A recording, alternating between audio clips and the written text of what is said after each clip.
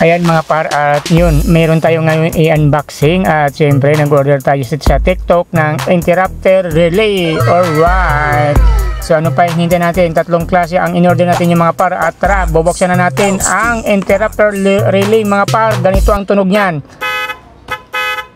O diba, ang lupit. At ito pa mga par, buksan na natin ang ating pangmalakasan na busina na ikakabit natin sa ating motor. Let's go. Ayun, at siyempre may kasama pang yun, anong tawag dyan, yung pangtali. Kung meron kang katulad sa helmet, pwede mo ilagay dyan, yan ang gagamitin mo. 10 meters yan. Let's go. Ito ng pambalakasan natin busina. Ganyan ang tunog mga par. Ayun, pop up doll, let's go. At hindi lang yan par, meron tayong bubuksan ngayon ng mini driving light. Alright, para astig ang tingnan ang ating service. Kaya anong pahinga natin? Bilisan na natin to. O yun, no? 2 piraso.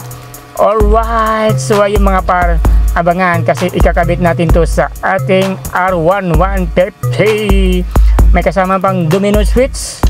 At siyempre may mga tornilyo dyan. Ayan na ang ating mini driving light, 2 piraso. At may mga kasama na siyang bakal dyan pangkabit na brace nya. Kaya yun, shout out po sa inyo lahat. Baba, let's go.